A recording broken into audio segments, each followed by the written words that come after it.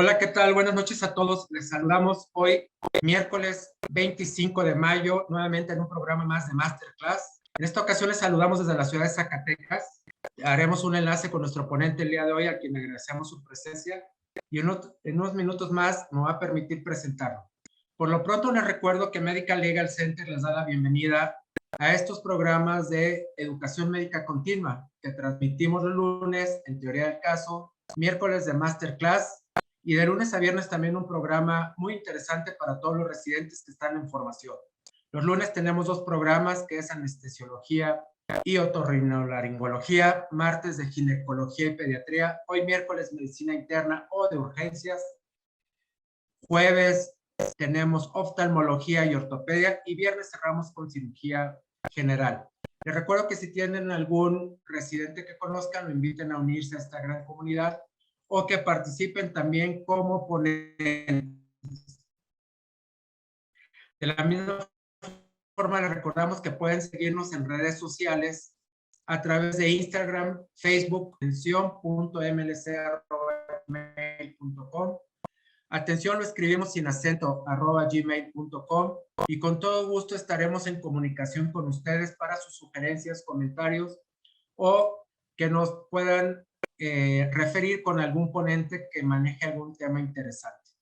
Asimismo, si usted es jefe de residentes, jefe de servicio, director médico o pertenece a alguna agrupación académica, lo invitamos a que solicite las pláticas que Medical Legal Center pone a su consideración para que conozcan el marco jurídico que hoy en día regula su quehacer profesional, tanto de forma institucional como privada. Por favor, mándenos su petición. La reunión puede ser presencial o a través de vía Zoom. También al mismo correo, atención.mlc@gmail.com, y con todo gusto estaremos agendando esta charla. Muy bien, pues también queremos agradecer a Médico Yo Soy 17, quien de forma muy amable nos presta su plataforma para transmitir a través de Facebook Live y poder llegar así a más profesionales de la salud con estas temáticas que cada día resultan más interesantes y de muchísimo aprendizaje para todos nosotros. Pues bien, ahora toca el turno de dar ya paso para presentar al mentor que hoy en día nos hace el favor de acompañar. En un momento lo presento. Y a todos nuestros expositores les agradecemos su valiosa participación, solo con el propósito de poder aportar a esta gran comunidad médica. Y vuelvo a repetir que todos están cordialmente invitados a poder participar como ponentes. Tan solo también en el chat, por favor, anote sus datos para que podamos concertar con usted una fecha y pueda participar activamente. Pues bien, hoy, como les decía, tenemos el tema de neuroablación en el síncope neurocardiogénico maligno. Y le damos la bienvenida a nuestro ponente, que es el doctor Jorge Rafael Gómez Flores. Él es cardiólogo y electrofisiólogo. Es presidente de la Sociedad Mexicana de Trombosis y Hemostasia, SOMET. Es maestro en ciencias por la UNAM, adjunto al servicio de electrofisiología del Instituto Nacional de Cardiología Ignacio Chávez. Es profesor adjunto del curso de electrofisiología del Instituto Nacional de Cardiología. Pues hoy, ya siendo las 8:05, le damos la bienvenida al doctor Jorge Rafael Gómez Flores. Doctor Jorge, ¿cómo está? Buenas noches. ¿Sí nos escucha bien? Perfectamente, licenciado. Buenas noches. Buenas noches a todos. Muchas gracias por permitirme difundir el conocimiento, sobre todo en esta materia, que para mí es muy importante que todos se involucren y todos tengan a la mano el conocimiento de cómo tratar este grupo de pacientes. Muy bien, doctor. Pues ahorita, durante su ponencia, lo vamos a escuchar, y al final de la misma vamos a dar un espacio para que el público que nos escucha pueda hacer sus comentarios y sus preguntas. Y por tanto, bueno, pues al finalizar su presentación, Volveremos a estar en comunicación para dar paso a estos comentarios. Doctor, bienvenido. Muchas gracias por su valiosa participación. Adelante, puede comenzar. Buenas noches a todos y adelante. Muchas gracias. Soy el doctor Jorge Gómez, como ya previamente hicieron el favor de presentarme. Trabajo actualmente en el Instituto Nacional de Cardiología Ignacio Chávez y he desarrollado un protocolo de investigación enfocado al manejo del síncope endocardiogénico con un enfoque curativo más que un enfoque paliativo, que es lo que vimos haciendo habitualmente. Todo paciente con síncope lo estudiamos, habitualmente damos medicamentos, sal, agua, medidas generales, etcétera, de tal forma que mantenemos al paciente pues con mínimos síntomas, pero de una forma crónica se tiene que estar manejando con este tipo de tratamiento. No tengo ningún conflicto de interés que declarar al respecto. Recientemente publiqué una revisión y en esta revisión nos dimos a la tarea de reunir todos los enfoques que tenemos del tratamiento con cardioneurulación en el mundo para tratar de desarrollar nosotros nuestra propia técnica que fuera reproducible y que estuviera al alcance de todos este tipo de manejo de pacientes. ¿Qué es la cardioneurulación? La cardioneurulación fue descrita pues, no hace mucho, en 2005, por el doctor José Carlos Pachón en Brasil. No es otra cosa que el quemar. Ablación significa eliminar o quitar, que a veces en algunos lugares lo confunden con ablactación, pero yo siempre les digo, no es quitar al bebé de amamantar, es quitar un tejido, quitar algo que necesitamos eliminar. No es lo mismo que ablactar, es ablacionar. Y esto lo hacemos desde el endocardio, a pesar de que los plexos postganglionares parasimpáticos se localizan en el endocardio, pero tienen conexiones que se extienden hacia el endocardio mediante subplexos ganglionares y predominan principalmente en la pared posterior de la aurícula izquierda y alrededor de las venas pulmonares, así como algunos plexos que también se encuentran en la aurícula derecha. Estos plexos vagales se conectan hacia el nodo sinusal, que efectivamente este está en la aurícula derecha. Ustedes recordarán que el nodo sinusal o de Keddy-Flack se encuentra en la región posterior, en la unión cabo-atrial, es desde la vena cava superior hasta la aurícula derecha, que se extiende. No es una estructura que podamos ver ni muy bien definida, es una estructura que a veces logramos registrar con catéter, y esta estructura envía señales aferentes y eferentes como respuesta a los cambios en los mecanorreceptores y en los quimiorreceptores, como justamente ocurre en la respuesta del síncope vasovagal cardioinhibitorio.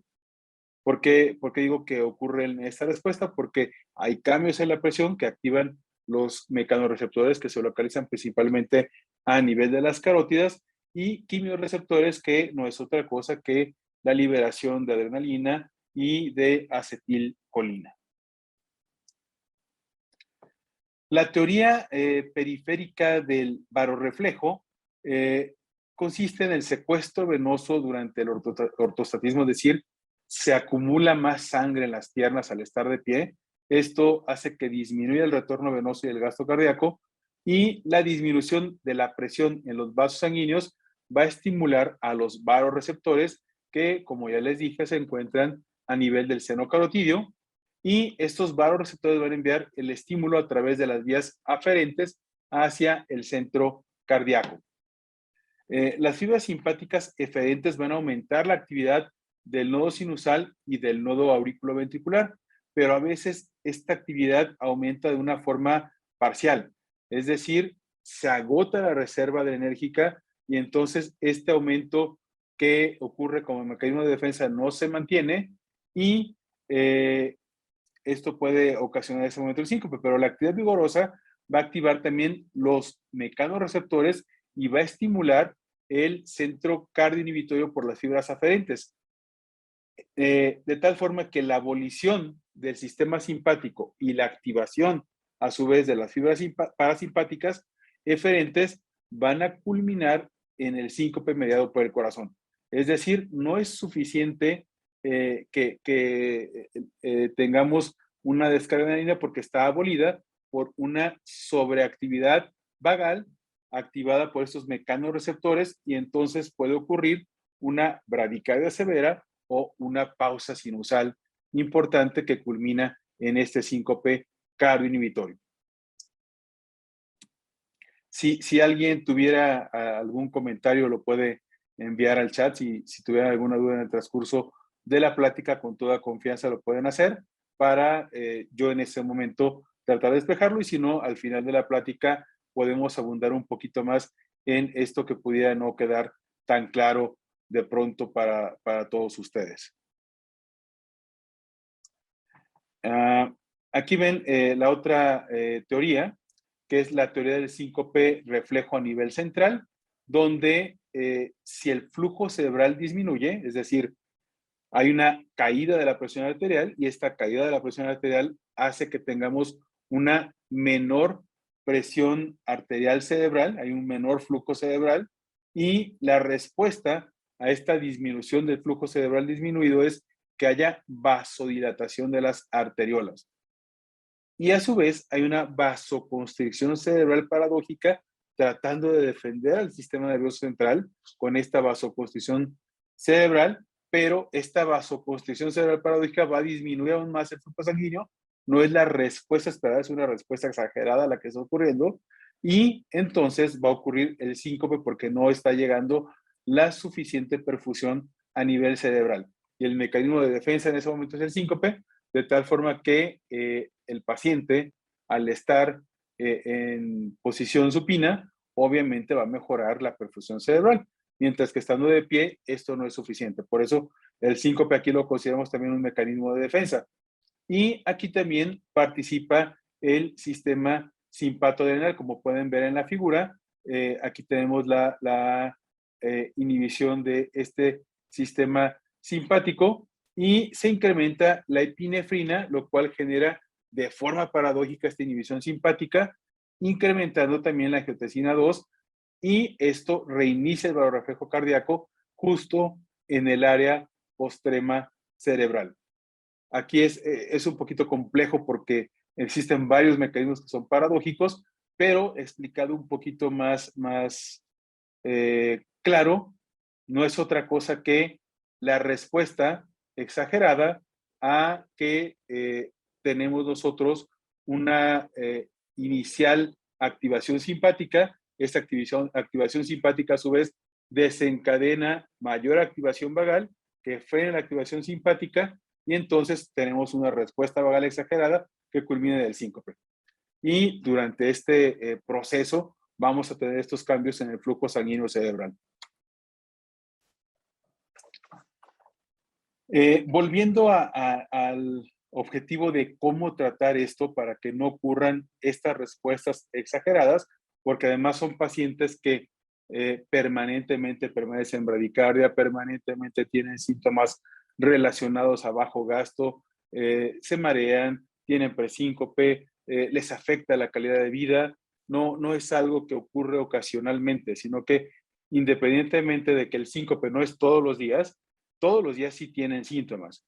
Pueden tener cefalea, pueden tener insomnio, pueden tener mucha irritabilidad emocional, y finalmente el paciente tiene una discapacidad para mantenerse concentrado, para mantenerse trabajando, para dormir bien, se mantienen cansados, y es algo a lo que ustedes se van a enfrentar con cierta frecuencia. Pero esto está enfocado justo al paciente que tiene mala respuesta al tratamiento y que tiene mucha sintomatología. Entonces, lo que hemos hecho es estudiar dónde están distribuidos estos plexos ganglionares, que de acuerdo a la localización anatómica son 5 plexos auriculares y 5 plexos ventriculares. Aquí ustedes pueden ver en el ejemplo con estos puntitos la distribución de estos 5 plexos, que los que más nos interesan son los que están en las aurículas, tanto en la aurícula izquierda, que la ven aquí desde una vista superior, que tenemos estos plexos ganglionares, algunos más enfocados hacia la región posterior de la aurícula izquierda, cerca de la vena pulmonar inferior derecha, y vean cómo tenemos también cerca de la carina en las venas pulmonares izquierdas, así como el plexo que va desde la vena cava superior hasta la vena cava inferior por la pared posterior de la aurícula derecha y muy cercano inicia desde donde se encuentra el nodo sinoauricular. Para fines de los electrofisiólogos, dividimos los 3 plexos de la aurícula izquierda en 5 subplexos para localizarlos de una forma mucho más sencilla y entonces enfocarnos a la ablación. Vean aquí la aurícula izquierda, aquí está la aurícula izquierda, las venas pulmonares izquierdas y las venas pulmonares derechas, y tenemos 2 plexos hacia la base de las venas inferiores, tanto izquierda como derecha, el que les había comentado en la carina de las venas pulmonares derechas, y otro en el ridge entre la orejuela izquierda y la vena pulmonar superior izquierda. Estos son los 5 subplexos izquierdos y son en los que nos hemos enfocado inicialmente para comenzar la ablación con radiofrecuencia. Lo han descrito también diversos autores en algunas publicaciones, estos mismos subplexos izquierdos. Y como les comenté también los plexos del lado derecho, que muchas veces este mismo plexo que encuentran y que ven ustedes aquí en la vena pulmonar inferior derecha, se continúa hacia la pared septal de la aurícula derecha y puedo completar una ablación transmural desde la aurícula izquierda hasta la aurícula derecha y además este plexo que viene por la pared posterior de la aurícula derecha. ¿Y cómo es que realizamos este procedimiento? Para poder abordarlo, reunimos la información de lo que ya previamente se ha hecho y básicamente tenemos 3 enfoques para la ablación de estos plexos. Uno que es totalmente anatómico, que es imaginarse dónde están estos plexos, llegar con el catéter y quemar ahí. Quemar es porque aplicamos calor con radiofrecuencia, generalmente fluctúa entre 30 hasta 40 watts en la aurícula izquierda, alrededor de 25 watts de poder en la aurícula derecha, lo cual nos lleva a cerca de 100 grados centígrados durante aplicaciones de 10 a 20 segundos en cada uno de los puntos de ablación. Entonces, este enfoque anatómico solo es irnos por la anatomía, como les mostré dónde están los plexos, y terminar la ablación una vez que se hace esta ablación guiada por anatomía. Otra es estimulando con alta frecuencia.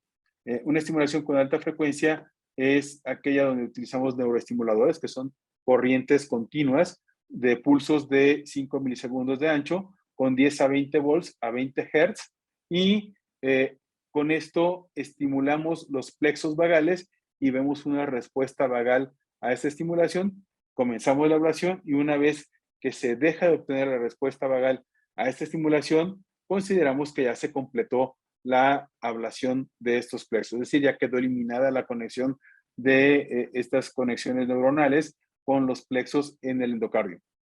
Y el otro es un análisis espectral donde se desarrolla un estimulador muy parecido a este de alta frecuencia y con este estimulador de alta frecuencia se pone un catéter en el seno carotidio y desde el seno carotidio se está estimulando de forma continua, y al estimular el seno carotidio obviamente tenemos una descarga vagal intensa y se considera que la ablación es exitosa una vez que esta descarga vagal del seno carotidio ya no tiene efecto en el corazón. Sin embargo, no existe diferencia respecto a los resultados en cada una de las técnicas empleadas, y lo que nosotros vimos en el instituto es que ninguno de estos 3 abordajes realmente es 100% reproducible porque el análisis espectral, el equipo está diseñado y solo lo tiene el doctor José Carlos Pachón en Brasil. La estimulación de alta frecuencia no es práctica tampoco y el enfoque anatómico pudiera no ser suficiente y pudiera no tener un objetivo tan claro. Entonces tratamos de hacer una técnica que fuera mucho más fácil de entender. Y para ello primero decidimos enfocarnos en quienes se pueden beneficiar de la cardioneurolación. No existen criterios muy específicos en cuanto a la selección de los pacientes, pero todos están enfocados a pacientes que presentan respuesta cardioinhibitoria durante una prueba de inclinación. Quizá no todos conozcan qué es una prueba de inclinación. La prueba de inclinación es un reto ortostático donde ponemos al paciente en una mesa basculante a 70 grados hacia atrás, recargado a 70 grados. Durante este tiempo lo estamos monitoreando con un monitoreo electrocardiográfico y de presión arterial, además de saturación de oxígeno. En algunas ocasiones también agregamos ultrasonido cerebral para ver el flujo sanguíneo cerebral durante la prueba de inclinación. Son 20 minutos basales y son 12 minutos extras con reto con isosorbide. La respuesta normal es que no tenga síntomas el paciente, que mantenga buena presión arterial y buena frecuencia cardíaca, y de acuerdo a la clasificación de BACIS podemos tener respuestas vasodepresora, cardioinhibitoria, cardioinhibitoria 2A, que es una cardioinhibitoria que tiene una pausa o bradicardia y la pausa es de menos de 3 segundos, y 2B, que tiene la pausa de más de 3 segundos, donde nos enfocamos más con este protocolo de investigación, y pacientes que tienen respuesta mixta, es decir, tienen caída de la presión arterial, tienen una respuesta vasopresora acompañada de una respuesta cardioinhibitoria. También consideramos que tengan los pacientes más de 3 eventos de síncope, en los cuales tanto las medidas farmacológicas como medidas generales no han demostrado ser efectivas, ausencia de cardiopatía estructural y una prueba de atropina en la cual la frecuencia cardíaca aumente 25% o a más de 90 latidos por minuto. ¿Por qué la prueba de atropina? Porque esto nos garantiza que el paciente no tiene una enfermedad intrínseca del sistema de conducción, es decir, no está enfermo el sistema de conducción como tal, sino que es un efecto extrínseco debido al tono vagal aumentado, y al administrar atropina a estas dosis, lo que tenemos nosotros es una inhibición del efecto parasimpático, y eso nos permite ver de una forma clara que el paciente no tiene enfermedad intrínseca del sistema de conducción. En el mundo, pues la experiencia ha sido mixta y con diferente cantidad de pacientes, y se han enfocado a diferentes zonas. Aquí vemos, por ejemplo, del lado derecho, cómo tenemos algunos sitios de ablaciones de acuerdo a cada autor, que abarcan venas pulmonares izquierdas, y algunos otros autores, de acuerdo al color que colocamos, es la zona donde han ablacionado cada uno de ellos, y vemos quiénes están ablacionando más cerca del nodo sinusal, quienes están más enfocados solo a la pared posterior, algunos más cercanos a la zona del seno coronario y del istmo caboticuspidio o hacia el septum interauricular.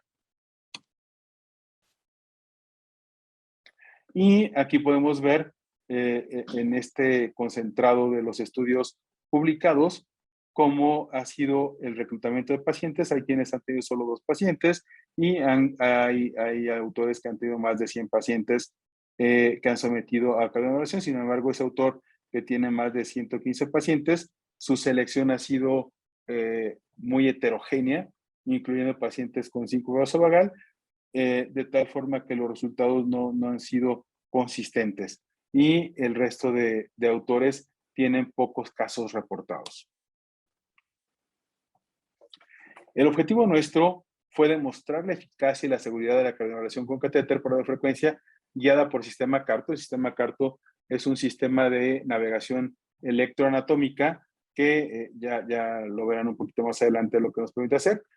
Con él reconstruimos la anatomía de las aurículas, así como los voltajes, y nos permite navegar sin fluoroscopía para poder tener una radiación mínima y regresar a ciertos puntos con mucha seguridad. Además que nos permite usar catéteres especiales que llevan sensores para saber qué fuerza de contacto tengo, y que me permiten también tener indexado cada punto de ablación, de forma que yo puedo saber que cada punto de ablación fue lo suficientemente efectivo para tener una lesión transmural, porque me indexa la fuerza de contacto, la estabilidad del catéter y el poder de energía que estoy aplicando. Esto lo evaluamos mediante cambios en la sensibilidad barorrefleja. La sensibilidad barorrefleja es algo que se parece un poquito a la variabilidad de frecuencia cardíaca y en la cual nosotros vemos cómo el paciente tiene expresadas las bajas frecuencias y las altas frecuencias en el espectro de la variabilidad de frecuencia cardíaca, y las altas frecuencias son las que nos informan de una forma indirecta cuál es el tono simpático, y las bajas frecuencias cuál es el tono cuál es el tono simpático, las bajas frecuencias, y cuál es el tono parasimpático, las altas frecuencias. Y al nosotros realizar la oración, vemos cómo estas altas frecuencias relacionadas al tono parasimpático se normalizan, disminuyen considerablemente y mejoran las bajas frecuencias para nosotros tener un nuevo equilibrio en este balance del sistema nervioso autónomo. Y finalmente, la eliminación de los periodos de síncope y los síntomas de presíncope, mejorando la calidad de vida. También el otro objetivo es establecer una técnica intervencionista de cardioneurulación que sea reproducible y evaluar la presencia de efectos adversos cardiovasculares posteriores a la cardioneurulación. Aquí les presento cuál es el protocolo y el diseño, además de los primeros resultados que hemos obtenido con este protocolo. Los pacientes que elegimos son pacientes que tienen una prueba de inclinación con respuesta positiva cardioinhibitoria BACIS 2B, con falla al tratamiento farmacológico y a las medidas generales altamente sintomático. Sin embargo, dado el éxito que hemos tenido con este procedimiento, hemos incluido pacientes con respuesta mixta, pero que tienen en el Holter bradicardia y que tienen mucha sintomatología, que no han tenido una buena respuesta al tratamiento médico, o pacientes con síncope cardioinhibitorio 2A, que tampoco han tenido buena respuesta al tratamiento médico. Hemos elegido pacientes que tengan un peso mayor a 30 kilos, que generalmente son niños mayores de 10 años, con prueba de inclinación positiva, BACIS 2B, síncope recurrente, más de 3 episodios en menos de un año que precedan el procedimiento, o síncope que no tenga pródromos, que justo es el que llamamos síncope maligno. Son los pacientes que, a pesar de estar manejando o que se encuentran activos, que están realizando algún tipo de actividad que les demanda atención, y a pesar de ello tienen el síncope, lo consideramos síncope maligno.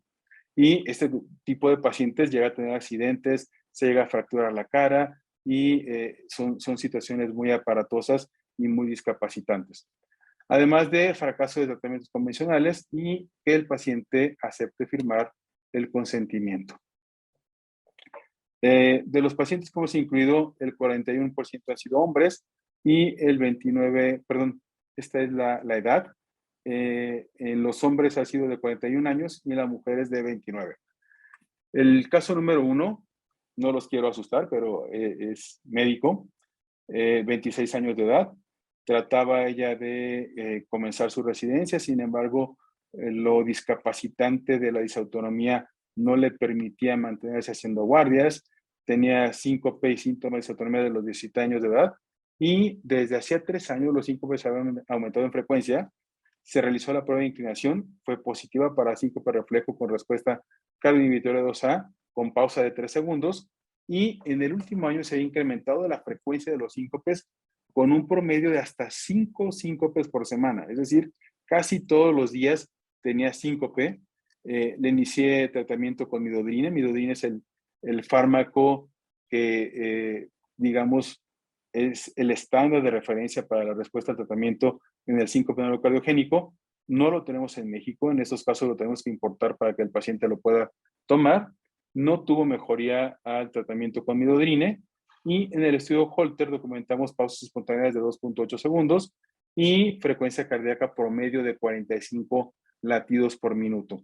Entonces, consideramos que era muy buena candidata para comenzar el protocolo de ablación. Para hacer esta ablación es algo complejo porque necesitamos hacer una punción transeptal. Aquí ven ustedes el catéter como ya está del lado izquierdo, atravesando el septo intraauricular, pasando hacia la aurícula izquierda, Esta es una sonda de ultrasonido intracardíaco donde estamos viendo de forma continua por ultrasonido intracardíaco desde la punción transeptal hasta la colocación del catéter y la estabilidad que tiene, además de que nos permite ver que no haya complicaciones inmediatas como un tamponade o la formación de trombos durante el procedimiento. Para ello siempre el paciente lo mantenemos anticoagulado durante el procedimiento con un tiempo de coagulación activada de 300 segundos. Y el otro catéter se encuentra en el seno coronario. El seno coronario es una vena que rodea la porción posterior del anillo mitral, entonces nos permite mapear el piso de la aurícula izquierda. Y otro catéter que tenemos en el ventrículo derecho para estimulación. Previo al procedimiento siempre realizamos un estudio electrofisiológico para evaluar la función del nodo sinusal y del nodo AB. Vimos cómo los tiempos de recuperación del nodo sinusal eran muy prolongados, 4080 milisegundos a 130 latidos por minuto es totalmente anormal. En estos casos recomendamos marcapaso, siempre y cuando la respuesta sea intrínseca, pero en este caso hicimos el test con atropina y se normaliza por completo el tiempo de recuperación del nodo sinusal, por lo cual decidimos hacer la ablación de los plexos ganglionares, dado que hubo muy buena respuesta a la atropina. Estos puntos rojos que están aquí son los sitios de ablación. Con el carto reconstruimos la aurícula izquierda. Aquí tenemos las venas pulmonares y vean los puntos que realizamos en estas zonas. Para determinar cada una de las zonas, estimulamos y vimos que había una respuesta vagal más intensa, y una vez que terminó la ablación en cada uno de los sitios de cada plexo, ya no había ningún tipo de respuesta local durante la estimulación a alta frecuencia en este caso. Y posterior a la ablación, lo que obtuvimos de forma aguda fue incremento de la frecuencia cardíaca basal y una normalización completa de los tiempos de recuperación del nodo sinusal. Aquí ustedes ven cómo estaba estimulando yo en los sitios de ablación y se hace una pausa durante la estimulación en ese sitio del plexo a ablacionar, y posterior a que se hace la ablación en cada uno de los sitios, ya no tengo una respuesta prolongada en los tiempos de recuperación locales. Y aquí ustedes pueden ver el antes y el después. Aquí tenemos el primero que les había presentado de 4080 de tiempo de recuperación, baja a 1139, que ya se encuentra dentro de lo normal posterior a la ablación. Y algo muy importante, vean ustedes cómo tenía el electrobasal con 45 latidos por minuto, y posterior a la carga de ablación se mantuvo con 80 latidos por minuto de forma inmediata, y en el Holter también como teníamos frecuencias hasta de 34 latidos por minuto.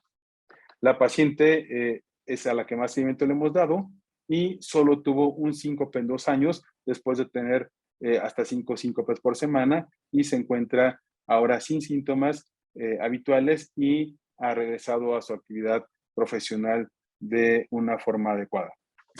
El segundo caso, yo creo que todos, si lo hubieran visto, hubieran decidido colocar un marcapaso, porque de hecho con su médico tratante me costó mucho trabajo convencerlo de que no le iba a poner un marcapaso. ¿Por qué? Uno, porque tenía más de 60 años de edad. Después de los 60 años de edad, la frecuencia de que esto esté relacionado a una enfermedad intrínseca de nodo sinusal o AB, pues es muy alta.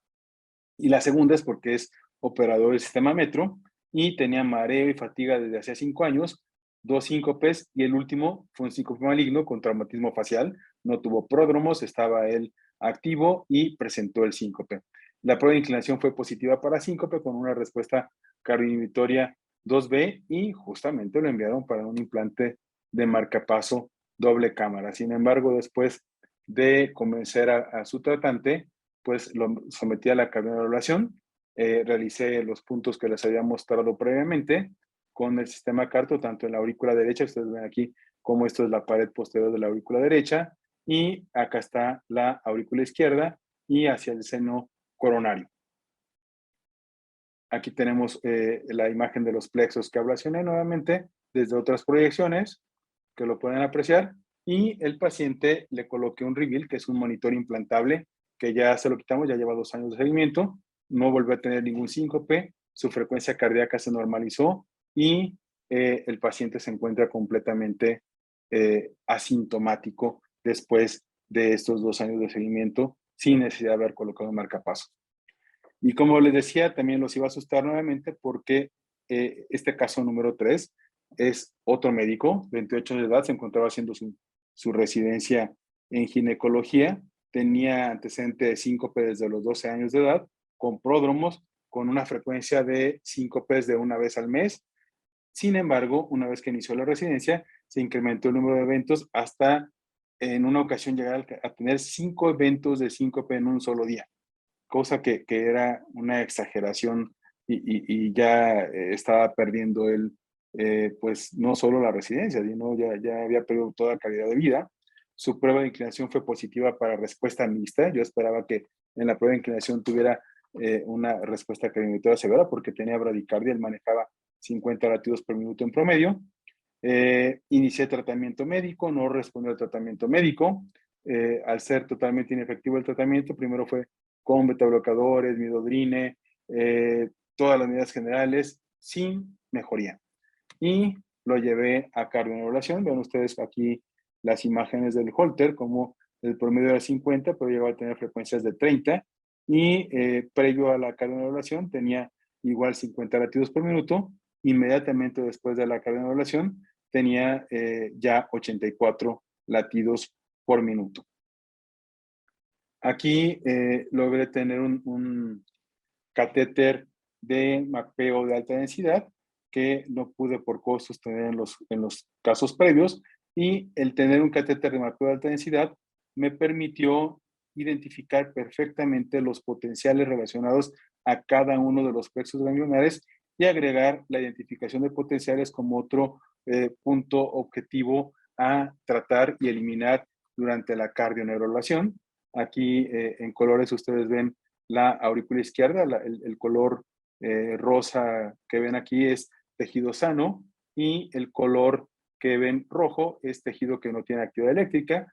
Las venas pulmonares, conforme nos metemos en las venas, es lógico que no tengan actividad eléctrica porque no son parte del miocardio contráctil, y sin embargo hay una conexión de las venas hacia las aurículas de forma habitual. Y vean ustedes cómo en él también se corrigieron todos los parámetros que medimos. El RR, que está representado por la frecuencia cardíaca, 1189, pues es 50 latidos por minuto, menos de 50 latidos por minuto preablación, hasta 664 posablación, que aquí estamos ya cercanos a 90 latidos por minuto, así como la duración de los intervalos AH y HB. El AH es la duración desde donde comienza el impulso de la aurícula hasta donde se escribe el GIS, que representa un enlentecimiento de la conducción por efecto del tono vagal. Entonces el PR estaba largo en él, y una vez que realizamos la cardioneurulación se normaliza por completo. Y el punto de Benkovac es donde el paciente tiene un bloqueo AB relacionado a la frecuencia cardíaca, estaba en 714, es decir, llegaba a 85 latidos por minuto y tenía bloqueo AB de segundo grado, MOVIX 1, y se corrigió a 353. El periodo refractario del nodo AB estaba en 620, es decir, tenía bloqueo de la conducción AB a partir de 90 latidos por minuto, y después de la anulación se normaliza por completo como si fuera un niño, porque los niños encontramos el periodo refractario abajo de 200 milisegundos, es decir, arriba de 300 latidos por minuto. Y vimos cómo en los sitios de ablación cambió también la pausa claramente, como en el Rich y en la caína derecha. Aquí tienen los intervalos medidos. Vean aquí el AH, cómo está prolongado, que les comentaba que estaba bastante largo, dándonos una imagen de bloqueo de primer grado en el electrocardiograma, y cómo se normaliza por completo el intervalo después de la ablación con radiofrecuencia. Aquí también vemos la comparación de los periodos refractarios antes y después de la ablación. Y en este podemos ver la comparación del tiempo de recuperación del nodo sinusal posterior a la sobreestimulación de un minuto en el RICH, que fue una de las zonas donde encontré una inervación más clara de este plexo ganglionar. En este siguiente caso, es una paciente de 50 años de edad, no tenía antecedentes de importancia, tenía el diagnóstico de síncope desde hace 37 años, desencadenado por estímulos vagales como defecación, dolor, con pródromos, había sido tratada con betablocadores, también midodrine, y no había tenido respuesta al tratamiento.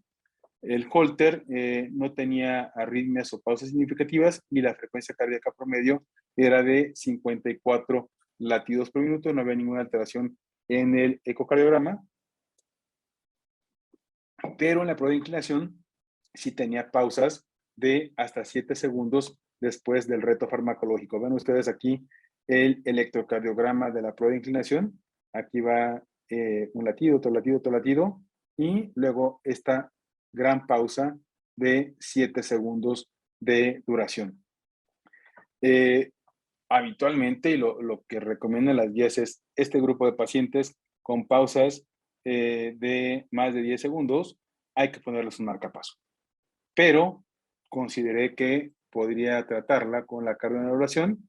Vean ustedes antes de la cardioneurulación la frecuencia como estaba con la bradicardia y posterior a la cardioneurulación una frecuencia cardíaca de 80 latidos por minuto. La paciente se ha mantenido totalmente asintomática después de que fue tratada. Este otro caso también es un caso que era para marcapaso, pero conseguí convencerlos de que podía tratarlo con este tipo de intervención. ¿Por qué para marcapaso? Porque tenía 69 años de edad. Y aquí la recomendación es que si el paciente tiene más de 65 años, tiene que ir a marcapaso. Y yo creo, y es lo que estoy tratando de mostrar, que hay que seleccionar muy bien a los pacientes.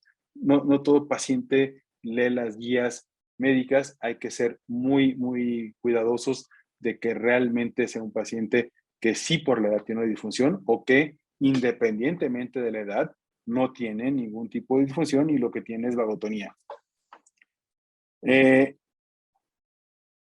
Este paciente, la idea era que le volviera a poner el marcapaso. Y ustedes van a ver aquí que no debió haber ido nunca a marcapaso porque ya llevaba 2 episodios previos de infecciones asociadas al marcapaso. Tenía un Holter con bradicardia sinusal, pausa de 7 segundos, bloqueo AB2 por 1. Claramente, pues, cualquiera se convencía de que sí era correcto para el marcapaso y a pesar de las infecciones se lo cambiaban. Sin embargo, yo decidí que ya no debía de pasar justo esto, que era cómo se exteriorizan los marcapasos. Poner un marcapaso no es algo que esté libre de riesgos. Un marcapaso se puede infectar, los cables generan endocarditis y la infección puede conllevar a la muerte. En este caso ya era la segunda esterilización. Vean cómo el marcapaso espontáneamente se salió de la piel. Aquí no abrimos, no hay sangre alrededor, está completamente dehiscente la herida después de algunos años de implantar el marcapaso. Entonces el marcapaso lo retiré y a pesar de que tenía estos antecedentes, vean ustedes sus pausas y las bradicardias, decidí llevarlo a cardioevaluación. El paciente se encuentra totalmente asintomático, la frecuencia cardíaca, como ven, posterior a la cardioevaluación se normalizó, de la bradicardia que estaba en 40, pasó también a una frecuencia que fluctúa entre 70 y 80 latidos por minuto y a una prueba de inclinación en el seguimiento que es totalmente normal. Este siguiente caso es una mujer de 21 años de edad, sin antecedentes de importancia. Desde los 6 años de edad tenía síncope, los desencadenantes también estímulos vagales, ortostatismo con pródromos, ya había sido tratada con betablocadores y midodrine, no había tenido respuesta, y su frecuencia de síncopes era de 2 a 3 síncopes por semana. En el Holter no encontramos bradicardia, la frecuencia cardíaca promedio fue de 70, y no había en el eco alteraciones anatómicas. La prueba de inclinación tuvo una respuesta mixta. y una frecuencia cardíaca de 44 latidos por minuto con TA no medible. Entonces, a pesar de que no era un cardioinhibitorio clásico, decidí que por la mala respuesta y la recurrencia de los síncopes era muy buena candidata para la cardioneurulación, dado que no teníamos otro tipo de terapéutica que ofrecerle. Vean aquí cómo decidí reconstruir nuevamente con el sistema CARTO las aurículas y realizar la ablación de los plexos ganglionares. Y en el seguimiento también es otro paciente que se ha mantenido ya libre de síncopes por completo, a pesar de que era un síncope mixto. Este otro caso, ese es el mismo. Este otro caso es un paciente de 15 años de edad con antecedente de ablación de flóter auricular en el 2020 y disfunción de nodo sinusal con bloqueo de primer grado. Los desencadenantes del síncope en este caso también eran estímulos vagales y había pródromos con la actividad física moderada. Entonces, aquí tuvimos que investigar que no hubiera ningún otro justificante de estos síncopes asociados a la actividad física, porque con la actividad física siempre tenemos que pensar si no hay taquicardia ventricular, si el paciente no tiene miocardiopatía hipertrófica, pensar en algo maligno que pueda asociarse a muerte súbita. Sin embargo, no encontramos nada y su síncope estaba justificado por disautonomía, a pesar de que tuvimos una prueba de inclinación negativa para síncope, sí teníamos en el Holter estas alteraciones de bradicardia y bloqueo de primer grado. Entonces, con esos antecedentes, decidimos llevarlo a la cardioneurulación. Ese es el electrocardiograma inicial, donde no tenemos bradicardia en este caso. Es un electrocardiograma donde la frecuencia cardíaca es normal, pero sí tenemos un punto de Benkeback muy alto. Ven, aquí va a 650 milisegundos. 650 milisegundos son 90 latidos por minuto, y a 90 latidos por minuto se bloquea. Entonces, vimos también que los tiempos de recuperación del nodo sinusal antes de la ablación estaban prolongados, arriba de 1500. Ven la pausa que se hace después de una estimulación continua de 1 minuto. Y post-ablación, el tiempo de recuperación de 1500 cambió a 400 milisegundos. Se recupera por completo y la frecuencia cardíaca fue normal, pero también se normalizó el punto de Benkeback. Vean aquí los sitios de ablación que realicé. Aquí tenemos los dos mapas de la aurícula derecha en rosa y transparente el mapa de la aurícula izquierda. Actualmente tenemos más casos, les compartí los más característicos. Sin embargo, acabo de hacer un caso el día de ayer de una paciente con antecedente de anomalía de Epstein, con un cierre de la CIA y con un seno coronario destechado, que de entrada se saldría de los criterios de inclusión, pero la paciente tenía prueba de inclinación positiva con síncope cardioinhibitorio súper sintomática a pesar del tratamiento, no respondía, teniendo síncopes casi todos los días. Entonces decidí meterla y ablacionar solo los plexos del lado derecho y fue suficiente para que se normalizara la frecuencia cardíaca y ya veremos en la evolución cómo se encuentra la paciente. Vean ustedes aquí en este cuadro cómo todos los pacientes han tenido mejoría en los parámetros electrocardiográficos, como la frecuencia cardíaca promedio en el procedimiento ha sido mayor que antes del procedimiento, de 56 a 88, 76 a 81, 49 a 77. Todos los pacientes han tenido frecuencias post procedimiento arriba de 70 latidos por minuto, teniendo frecuencias bajas previo a la cardioneurulación. Y vean los porcentajes de aumento de la frecuencia cardíaca en cada uno de ellos, como es algo muy significativo. Aquí en este cuadro vemos las características que tenían previos a la ablación, el tipo de síncope que cada uno tenía, el número de síncopes en toda su vida, como hay quien tenía más de 150 síncopes, que fue la primera doctora que les presenté, y la frecuencia de síncope en el seguimiento como ha desaparecido en la mayoría de los pacientes. Sin embargo, no todo es si tiene o no tiene síncope. Como les comenté al principio de la plática, algo muy importante es la calidad de vida del paciente. Son pacientes que tienen muchos otros síntomas, desde cansancio, dolor de cabeza, falta de aire, insomnio, irritabilidad emocional, discapacidad para trabajar.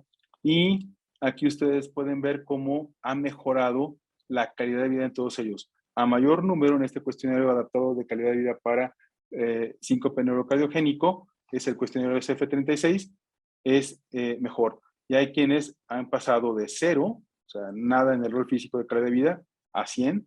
Vean cómo tenemos todos los pacientes, cómo han cambiado su calidad de vida en este rol físico, en la función física, en la vitalidad, en la función social, en el rol emocional, como es algo tan importante que en la mayoría de los pacientes ha sido muy, muy evidente este cambio en su calidad de vida y es a lo que nos enfocamos.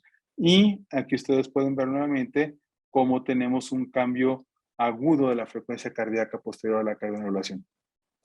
En conclusión, hay más de 130 pacientes a nivel mundial que se han sometido a cardioanulación publicados en diversas series, con una tasa de recurrencia post-ablación de 7.6% y un seguimiento post-ablación de 19 meses hasta 45 meses. La cardioablación ha demostrado ser un procedimiento seguro, efectivo y con resultado duradero. Es una alternativa al marcapaso, sin importar la edad, si es que el paciente se selecciona de forma adecuada. Y el síncope reflejo vasodepresor es una entidad que podría beneficiarse de la cardioablación. Si están interesados, aquí está mi correo electrónico, donde pueden escribirme para dudas que quieran enviar posteriormente. Muchas gracias a todos.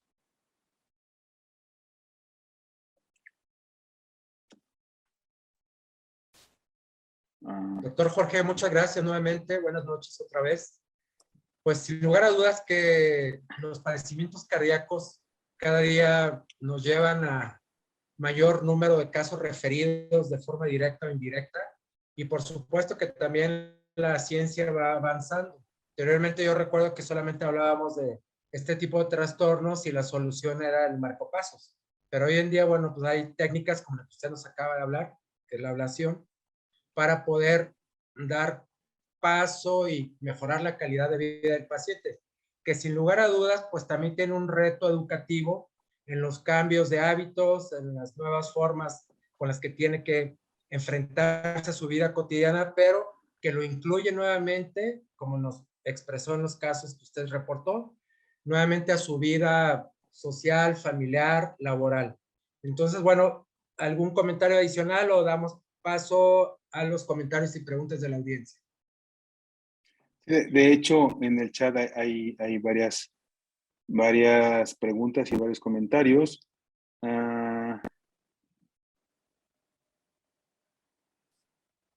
Alguien que está contento porque fue didáctico a pesar de no ser cardiólogos. Yo tenía el conocimiento de que no eran cardiólogos, entonces por eso traté de explicar algunos detalles mucho más fácilmente. Y cómo se identifican en el local de las zonas anatómicas, esto ya lo presenté en la plática, seguramente fue antes de que lo presentara, que lo preguntaron. El síncope en las radicales deportista por hipertrofia cardíaca, bueno, aquí no es el síncope por hipertrofia cardíaca. En el deportista muchas veces se desarrolla disautonomía y hay que hacer prueba de inclinación. Si el deportista tiene síncope y tiene hipertrofia, estamos hablando de algo muy diferente. La hipertrofia puede ser una hipertrofia primaria y el síncope puede estar relacionado a un aumento en el gradiente que puede disminuir la eyección o puede obstruir el tracto de salida del ventrículo izquierdo, y esto es lo que conlleva el síncope. Entonces, ahí se necesita estudiar si el paciente tiene o no una hipertrofia. Son situaciones totalmente diferentes y que pueden impedir que el paciente continúe realizando ejercicio de alto rendimiento. Sí, me decía, licenciado, ¿alguna otra cosa? Sí, no sé si ya leyó la pregunta de Antonio Luna. Buenas noches. ¿Cómo identifican en el ecocardio las zonas anatómicas para llevar a cabo la ablación? En el ecocardiograma no las identificamos mediante la presencia de potenciales que se encuentran en esas zonas anatómicas que describimos.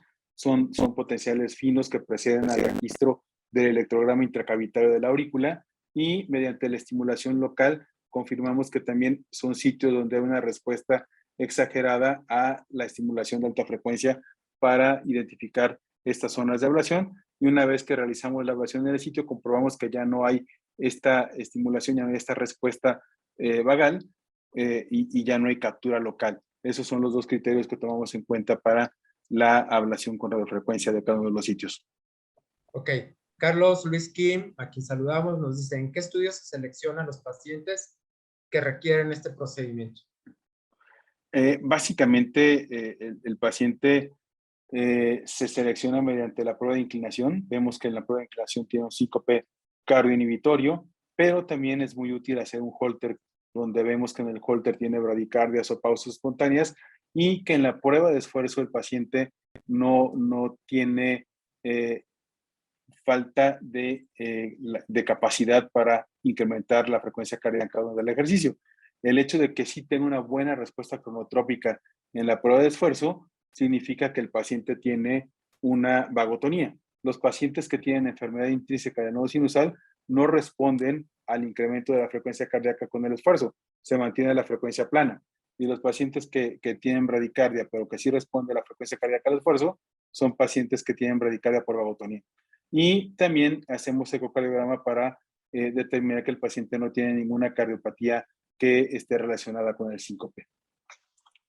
Doctor Eladio nos dice, ¿cuáles serían las complicaciones que se pueden presentar?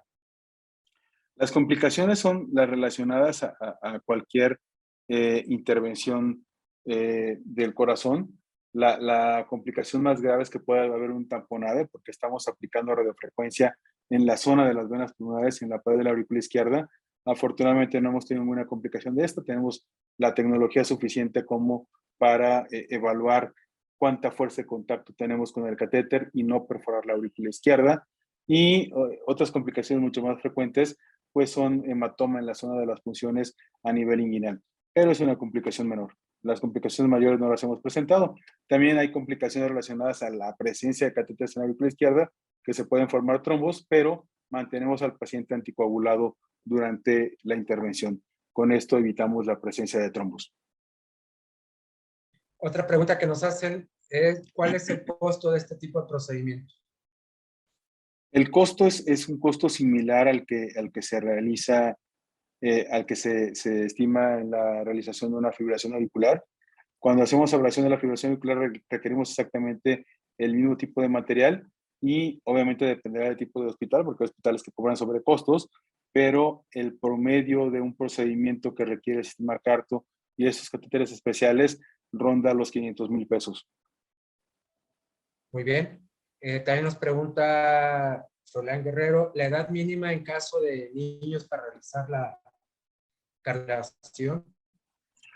¿Cuál es la edad Aquí nos mínima? enfocamos más al peso, porque en el peso nosotros estimamos que el niño tiene menos efectos relacionados a la radiación que va a recibir durante el uso de la fluoroscopía. Entonces consideramos niños de más de 30 kilos, y aquí pues 30 kilos son más o menos 10 años en adelante. Pero si el niño está muy sintomático, tiene 8 años, 7 años, podríamos evaluarlo y tratar de hacer la ablación sin problema. Muy bien, gracias. Juan Carlos Martínez, ¿desde cuándo se hace esta cardioablación? Hace 2 años que comencé con este proyecto de la cardiovasculación aquí en México, pero en otros países desde 2015 se comenzó a realizar. Muy bien. ¿En cualquier parte del país se puede realizar este procedimiento o hay lugares específicos? Bueno, yo actualmente lo estoy protocolizando, ya estoy por publicar este procedimiento. Se puede hacer en cualquier parte del país si quien lo hace tiene el conocimiento. Eh, eh, Soy el primero en México que lo está haciendo y que está llevando a cabo este tipo de intervención de cardioneurulación y se requiere esta tecnología que les mostré. Entonces, sí se requiere una sala que tenga este equipamiento o que se pueda rentar el equipo. Muy bien, Gustavo Leal, ¿se tiene un cálculo estimado de cuántos pacientes fallecen por complicaciones de síncope neurocardiogénico maligno? Aquí el fallecimiento o la complicación pues es un accidente que pueden tener, no conozco un estimado como tal. Sí he visto pacientes que llegan a tener traumatismo del cráneo, fracturas del maxilar, fracturas en la nariz, donde la caída o el accidente que les causó el síncope maligno es lo que les puede causar la alteración. Pero una muerte relacionada al síncope, a pesar de que tengan 10 segundos o más de pausa, no lo hay. Ok. Ariel Castro nos presenta un caso, paciente de 67 años con antecedentes de fibrilización auricular de 2 años, controlado con propafenecina y robiноxana. Propafenona, aquí lo veo. Exacto. Okay. Dice que tiene bradicardia únicamente en ocasiones ausencia de latido, pero como una respuesta cronotrópica al ejercicio de cercanía a la oración. Este tipo de pacientes, por la edad y configuración auricular, con esas características habitualmente lo que tienen es una disfunción del nodo sinusal intrínseca por bradicardia, taquicardia. Se asocia la bradicardia con la fibrilación auricular.